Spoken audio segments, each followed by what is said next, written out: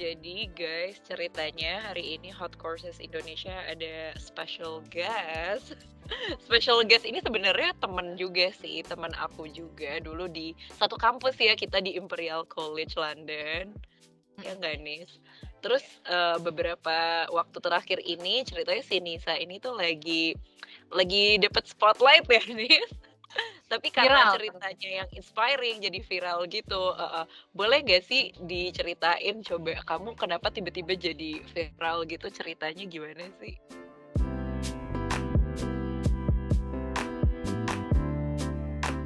Gue tuh ngepost satu tulisan.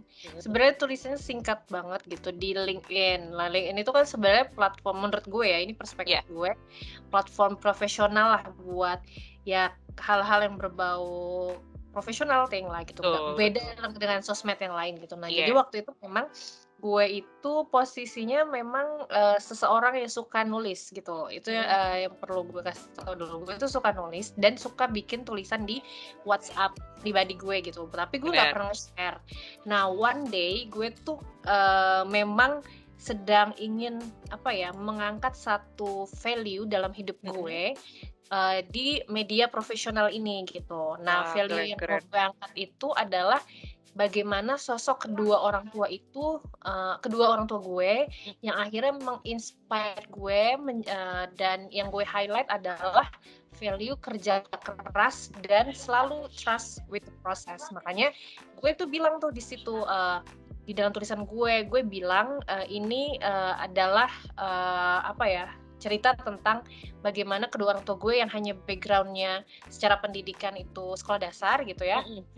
Tapi mereka bisa membuktikan gitu bahwa pada akhirnya value-value dan value-nya tuh bukan hanya dalam konteks maksudnya mereka kan meluangkan banyak hal ya dalam konteks kasih sayang, terus makanan yang mereka buatkan buat gue gitu, itu ada kata-kata di situ. Dan gue bilang gue tidak ingin meng-highlight karena kan soalnya bokap gue tuh di situ kan juga kebetulan pakai atribut salah satu online gitu, online driver ya. Online driver service ya kan. Mungkin itu juga sedikit menggambarkan kondisi ekonomi gue, tapi gue sebenarnya tidak ingin meng-highlight bagian itu. Gue ingin meng-highlight, gue ngasih tahu ke orang-orang bahwa kita itu sebenarnya terlahir dari orang tua yang mereka tuh udah meluangkan banyak hal, dan kita dan buat gue mereka berdua adalah sosok inspirasi yang akhirnya mengajarkan gue bahwa kerja keras itu akan terbayarkan dan proses itu kita bisa percaya dengan proses gitu, always trust the process. Makanya itu yang gue highlight. Trust the process ya. Dan gue juga kaget gitu, maksudnya gue tuh sebelumnya suka nge-share juga di LinkedIn, kayak gue tuh suka nge-share kayak gue gagal IELTS 5 kali. Nah, value yang mau gue angkat kalau nge-share di LinkedIn itu lebih ke ada sesuatu lah yang nilai pengen gue angkat gitu. Betul. Waktu itu juga gue nge-share yang gagal 5 kali, terus gue bilang kalau kita konsisten dan sebagainya kita bisa achieve what we want. Nah ya sama yang itu juga begitu, gue tujuannya itu awalnya nggak berharap apalagi menyangka akan menjadi viral, karena gue waktu itu ngepostnya pas lagi booster vaksin tuh. Oke. Vaksin kan nunggu tuh, gue ngetik terus gue ini foto yang berkaitan dengan orang tua gue yang paling gue suka itu emang foto itu, jadi gue upload. Gue tinggal jadi viral dan gue tuh terharunya gue tuh terharu banget ketika gue baca komennya. Awalnya komennya kan dikit-dikit banyak banget kan, sampai sekarang udah ribuan komen.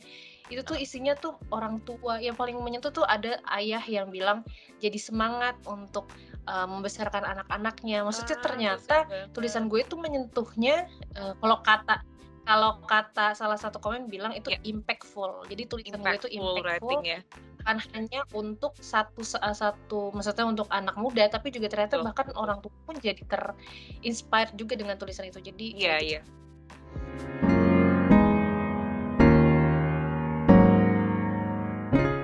sebelum postingan lo di LinkedIn itu viral ya, sebenarnya gue kan udah pernah ngomong sih ke lo, kayaknya kalau suatu saat lo bikin buku atau sesuatu, gue tuh akan beli, karena cerita lo lumayan kayak cerita sinetron atau cerita film gitu, kayak keren banget. Gue tuh inget gue udah pernah bilang gitu, apalagi kita waktu itu pernah quality time bareng sih lah, quality time. Kita ingat gak sih kita sempet trip bareng juga kan ke Iya, Stonehenge waktu itu, terus kita kayak sempat ngobrol-ngobrol tentang hidup, kehidupan, dan bagaimana semua orang itu dilahirkan dengan privilege ini nih. Privilege yes, ini yes. tuh adalah sesuatu yang lagi viral juga kan sebelum ini di Indonesia.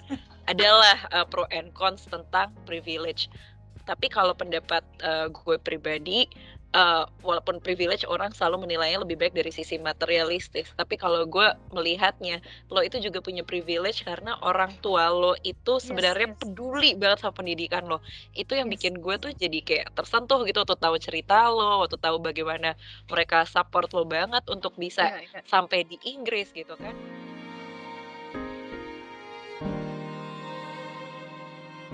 Awalnya nih, lo kenapa sih pengen banget gitu kuliah di luar negeri tuh sebenarnya kenapa gitu?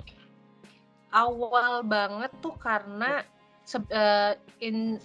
story short tuh ya, dulu waktu gue masuk FKM, gue kan dulu UI Iya. S1-nya, dan gue tuh sempat nggak ngerti nih kenapa gue ngambil kesehatan masyarakat, karena waktu itu gue ngambil kesehatan masyarakat kayak nurut sama orang tua gue gitu, karena dulu gue mereka juga yang milih kan dulu.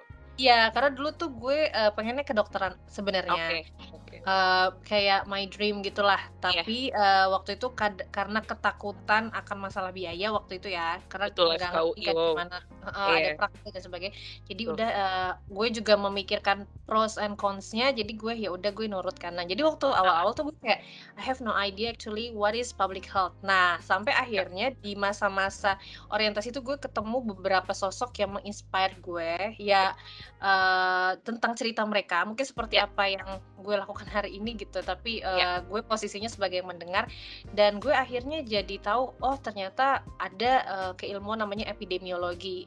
Nah, kebetulan nih beberapa orang yang bicara di masa orientasi itu tuh sekolahnya di luar negeri gitu, di luar gitu, dan gue jadi mendapatkan oh ternyata ada keilmuan yang sangat dalam gitu loh kalau di public health namanya epidemiologi, dan gue akhirnya mendalami nih pas S1. Nah, masalahnya S1-nya tuh kan cuma bentar nih, untuk epidemiologi itu cuma 3 semester karena gue waktu itu 3,5 tahun. Dan gue merasa kayaknya gue pengen tahu lebih dalam lagi deh, kayak ada curiosity gue tuh tinggi gitu untuk epidemiologi. Akhirnya gue akhirnya mulai bercita-cita untuk kuliah di luar negeri kayak gitu. Sampai akhirnya gue kerja, gue merasa ada gap knowledge untuk gue mengambil master. Ya udah, akhirnya waktu itu gue nemu di Imperial College London ada kan kalau kita di milih kampus kan ada silabus kayak penjelasan kita akan belajar apa nih kurang lebih. Iya, ada silabusnya, kurikulumnya gitu ya, subjeknya. Betul. Jadi gue nggak sembarang milih juga. Misalnya gue kayak do my own research dulu, dan ya udah gue jadi semakin ternyata epidemiologi bener nih gitu kan, dari awal yang zaman S1 dulu ini akhirnya lebih semakin lagi ketika masuk kerja, gap knowledge itu akhirnya gue makanya memutuskan untuk kuliah di luar negeri khusus ya gitu.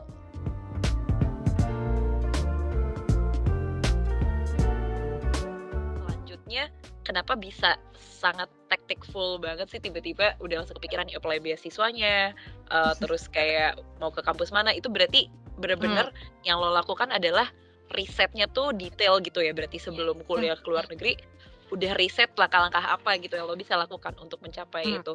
Itu prosesnya gimana tuh, Nis? Bisa ceritain nggak? Gue tuh sebenarnya gue ngerasa tipikal orang yang emang planner sih. Gue planner ya. Gue tipikal gitu, dan gue juga tipikal yang suka belajar dari kisah orang gitu. Makanya menurut gue makanya gue dengan senang hati hari ini gue menceritakan, gue berharap ada orang-orang berikutnya yang jauh akan lebih baik daripada gue gitu. Karena dulu pun gue belajar, misalnya gue dari kakak si A, misalnya kakak A, dia bisa ya kuliah S2 gitu di luar negeri gitu-gitu, gue cari tahu apa. Atau misalnya dulu gue mahasiswa berprestasi, gue pengen gimana ya cara bisa jadi mapres, gue harus ikut conference gitu-gitu. Jadi gue belajar dari kisah orang.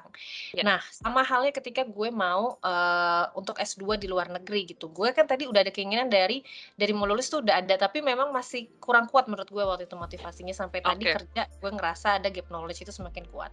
Nah, akhirnya gue udah cari tahu dari senior, dan karena gue sudah ada keinginan, gue jadi mulai nih eager to nyari-nyari sumber-sumber beasiswa. Nah tadi karena gue planner, jadi gue lihat nih apa nih beasiswa yang paling dekat. Nah waktu itu pas gue lulus tuh ada namanya LPDP. Nah dari LPDP itu kan ya singkat cerita gue gagal tuh, terus habis itu gue itu cari dan carinya itu karena sebenarnya karena niat sebenarnya, karena gue emang ada keinginan itu. Jadi gue udah tahu kalau mau nyari beasiswa itu sumbernya itu ada banyak nih, bukan cuma dari LPDP tapi ada namanya beasiswa dari pemerintah negaranya atau dari universitasnya Universitas atau sendiri juga ada kan dari institusi lain gitu. Jadi gue mencari itu terus, mencari setelah gagal satu ke tempat ke next step tuh gue langsung ngeplan gue harus ngapain kayak gitu. Plan mana lagi gitu ya. Jadi kalau plan ibaratkan kita punya backup plan kalau kita gagal gitu kan. Betul. Sampai akhirnya baru 2 tahun. Setelah 2 tahun itu kan baru akhirnya 2 tahun 2017 awal sampai akhir 2018 gue baru keterima beasiswa yang ke-8 itu kan, setelah gue nge-apply 7 kali gagal itu.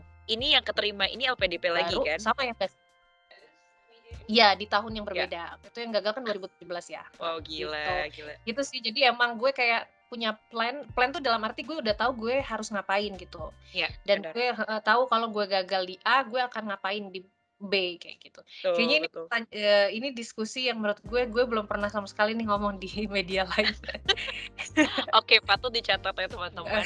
Ini sarannya Nisa benar-benar kelihatan banget sih kenapa Nisa tuh bisa berhasil gitu dibanding mungkin ada beberapa orang lain yang juga pengen tapi mungkin effortnya juga masih kurang gitu atau mungkin semangatnya juga kurang. Kan banyaknya orang baru 1 kali dia bangun terus gagal dia langsung mundur.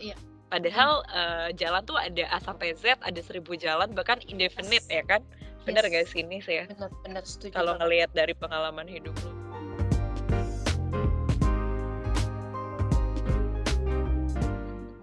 Dan sewaktu lo akhirnya mendapatkan beasiswa gitu, itu tuh lo grateful banget atau gimana sih perasaan lo waktu itu akhirnya tuh bisa masuk ke tahap yang lebih dekat gitu? Itu rasanya gimana sih dulu? Waktu gue itu kan udah beasiswa ke-8 ya, jadi gue kalau inget-inget tuh kayak gagal 7 kali gitu kan. Terus sebenarnya itu to be honest tuh gue kayak udah ya antara kalau waktu itu ya kalau lolos alhamdulillah, kalau nggak lolos mungkin Allah punya di rezeki yang lain gitu. Misalnya kayak kerja dulu gitu atau sebagainya. Ketika gue dapat itu gue lebih ke alhamdulillah gitu. Maksudnya gue nggak yang seneng banget, lucu nggak? Jadi gue tuh bersyukur. Tapi gue kayak yang gitu loh, gitu ya. Karena udah kali-kali gitu ya. Mungkin karena gue karena gue justru itu ya, memang gue nggak tahu ya, gue ngerasa kalau menurut gue titik ketika kita benar-benar pasrah dengan Tuhan kita itu justru yang benar-benar langsung malah dapat gitu. Gue nggak ngerti sih apa salah atau benar, cuma gue ngerasa emang titik itu gue pasrah gitu. Dan sama nanti pas ceritanya gue mau masuk Imperial, karena masuk Imperial beda story ya sama masuk kampus scholarship-nya. Itu another stage ya Nis ya. Ya karena kan gue tuh dapet LPDP. Jadi anak-anak beasiswa tuh banyak yang story-nya tuh udah dapat beasiswa tapi kampusnya akhirnya belum dapat. Ada yang udah kampus tapi beasiswa nggak dapet kayak gitu. Nah, gue beasiswa dapet tapi kampusnya masih IELTS-nya masih kurang, apalagi Imperial 7 kan. Jadi tuh gue ya gue bersyukur gitu. Pas dapet beasiswa gue bersyukur, tapi bersyukurnya nggak yang kayak bahkan gue nggak ngepost atau apa, malah yang tahu tuh kan keluarga gue. Ya udah, terus kakak gue ngepost di WA, nah baru tuh akhirnya jadi beberapa teman gue tahu gitu. Maksudnya gue nggak yang overreact for news gitu. Iya. Oke.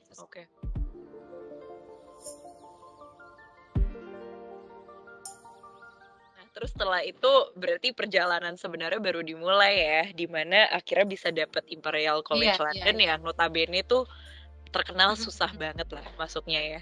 Itu boleh cerita dikit nggak pengalaman lo akhirnya bisa keterima Imperial tuh juga stepnya panjang nggak, atau lo planning juga dulu apa sih yang dibutuhin kayak gitu? Panjang juga sih.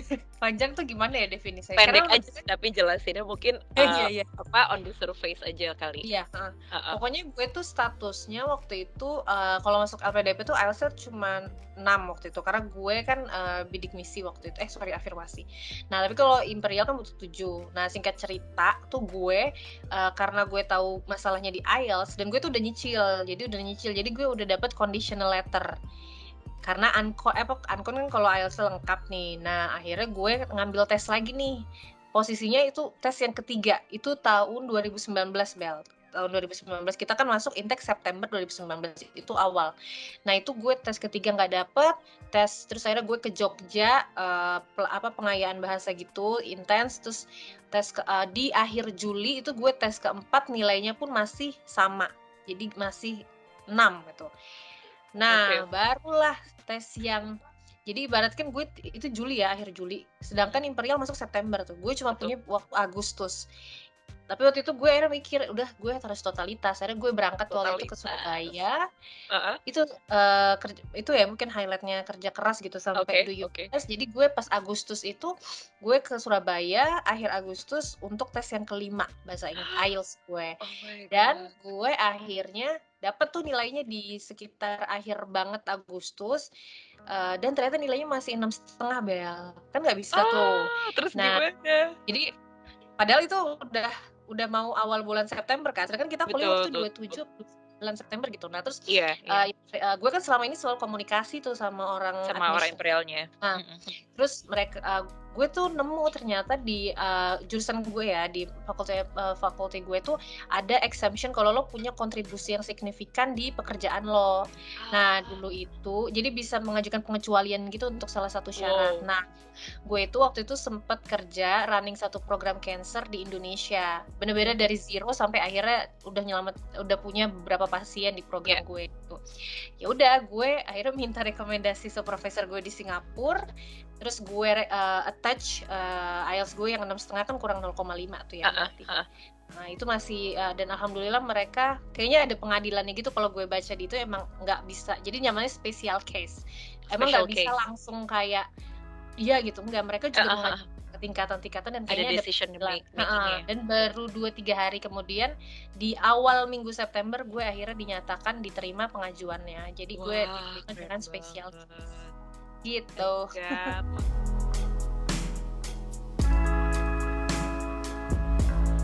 Banyak nanya kerja dulu apa kuliah gitu. Dulu gue sempet nanya, ternyata pertanyaan kayak gitu.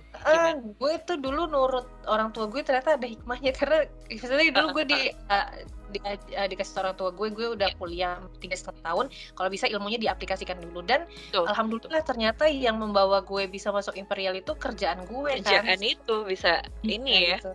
Dan akhirnya juga lebih yakin juga sama passion lo juga akhirnya kan, karena udah pernah kerja juga ya. Mungkin itu juga sih.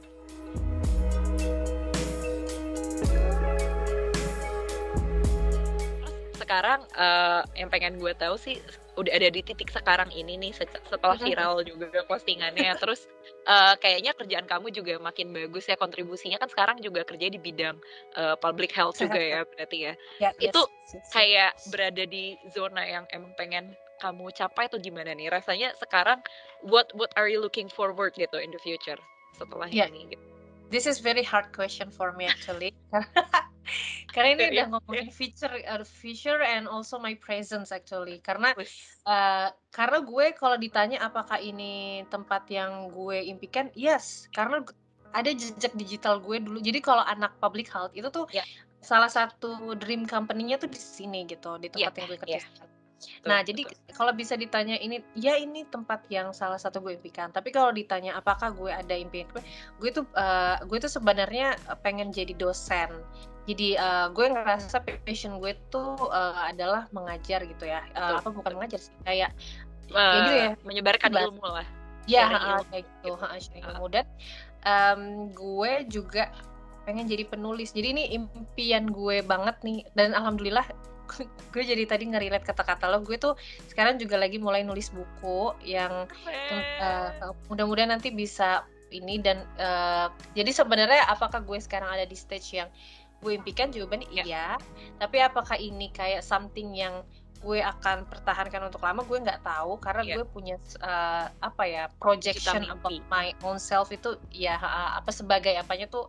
Dan gue juga pengen jadi seorang ibu, pengen jadi seorang istri, punya gitu-gitulah. Jadi maksudnya kayak gitu. Jadi untuk jawaban ini, yes, I am in di posisi yang gue impikan, tapi gue punya projection lain about my future.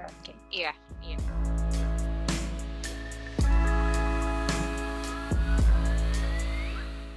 Dan ini inspiring banget buat teman-teman di Hot Courses Indonesia, karena Hot Courses Indonesia sendiri itu kayak media yang sekarang gue kerja nih di sini. You're living your dream, I'm living my dream right now. Karena gue juga punya pengen bisa sharing and inspiring people juga sih. Makanya konsep dosen itu gue ngerti kenapa lo pengen, karena memang gue secara tidak langsung jadi dosen non formal lah ya di sini, karena gue tuh pengen dari media ini bisa nyebarin cerita inspiring ke student-student lain mungkin yang belum pernah keluar negeri tapi pengen kayak lo juga gitu kan lo sudah membuktikan nih apa yang terkesannya impossible ternyata possible banget asal tahu strateginya, ya nggak sih? Jadi saran dari lo nih apa untuk student yang mungkin sekarang masih bingung gitu mau kuliah keluar negeri tapi mungkin mereka nggak ada resource atau mereka juga nggak punya ide gimana mulainya, tips lo apa yang utama sebenarnya? Kayaknya ini gue akan baru bilang di sini deh, karena tadi tuh gue dapet tag gitu dari di Instagram, terus intinya adalah kayak tadi impossible gitu buat dengan kondisi misalnya bukan sesimpel sih ya, salah satunya kondisi ekonomi gitu ya, nggak simpel sih itu. Nggak simpel sih. Tapi memang gue akui memang akan jadi challenge-nya kayak double, triple kayak gitu. Tapi yang gue ingin tekankan adalah untuk teman-teman semua di Hot Courses Indonesia bahwa kita itu pertama ya, kita tuh semua sama. Gue pengen nekanin itu. Mau dibilang kita punya privilege, ya bener gitu. Mungkin ada yang punya privilege dengan kondisi ekonomi lebih baik dan sebagainya. Tapi itu nggak bisa mendefine kita sampai akhirnya kita jadi give up karena kondisi ekonomi kita kurang. Betul. Mindsetnya harus diubah. Kalau menurut gue kuncinya tuh mindset sebenarnya. Mindset ya. Gue bahkan gue tuh tahu istilah privilege tuh baru-baru ini kan gitu, terus gue tuh selama ini cuma melihat gue punya keterbatasan dalam konteks untuk belajar bahasa Inggris misalnya. Betul. Ya udah mindsetnya itu harus dirubah. Gue tahu kekurangan gue harus cari solusinya. Jadi jangan fokus ke problemnya tapi fokus ke cari solusinya dengan resource yang ada. Nah tadi kalau misalnya bingung dengan resource yang ada dari mana kan dan sebagainya, kita tuh punya privilege dengan dunia teknologi saat ini, internet muda dan sebagainya. Menurut gue itu privilege yang paling besar untuk anak muda zaman sekarang ya menurut gue. Dan kita bisa gunain itu untuk pertama tadi cari orang-orang yang udah punya success story gitu. Gimana sih mereka line hidupnya gitu, step-stepnya gitu. Jadi kita bisa belajar dari mereka. Setelah itu kita punya tadi Google yang bisa kita pakai buat cari beasiswa tuh banyak teman-teman. Kalau misalnya faktornya ekonomi ya. Terus salah kalau misalnya satunya di Hot Courses Courses Indonesia. Tuh, gitu. Jadi sebenarnya gue tuh pernah dapet juga komen kayak gini, jangan no excuse. Pokoknya orang hebat itu nggak pernah bikin excuse dalam hidupnya. Jadi jangan mencari celah gitu. Kalau kayaknya nggak bisa deh, karena ini karena berkata gini bisa gitu. Pasti ada insya Allah gitu. Kita tuh punya Tuhan yang maha besar. Itu juga yang selalu kita tuh sama. Kita punya Tuhan yang maha besar. Kita dilahirkan dengan kondisi yang sama gitu, kita tuh sama gitu. Jadi jangan jadikan keterbatasan kita sebagai halangan. Fokus cari solusinya, gunakan resource yang ada, terus belajar dari orang-orang yang memang sudah punya success story, karena itu yang dulu aku lakuin sih. Dan start your plan and don't give up, karena it's only about time kalau menurut gue ya. Ini tentang waktu aja gitu. Mungkin kita lihat dia udah nyampe pada titik finishnya mereka, gue belum gitu. Lo nggak tahu aja dia sebenarnya udah berapa malam nggak tidur gitu misalnya kan. Benar. Cerita perjuangannya bisa jadi lebih double triple daripada lo gitu. Jadi jangan gue juga nggak pernah ya, alhamdulillah gue bukan tipikal, dan gue nggak tahu ya kenapa gue bukan tipikal yang suka ngelihat kehidupan orang lain kebetulan. Menurut gue itu salah satu kunci juga. Lo fokus sama diri lo, tapi kalau lo lihat ada orang hebat, ambil sisi yang lo bisa pelajarin gitu, bukan untuk meng-compare gitu. Jadi itu sih tip buat gue, buat teman-teman. Intinya find your solution for your own tadi ya, gap apa yang lo punya, lo cari solusinya, gunakan resource. Gitu. Aduh, keren banget tipsnya. Thank you Nisa. Thank you Bella. Senang banget deh.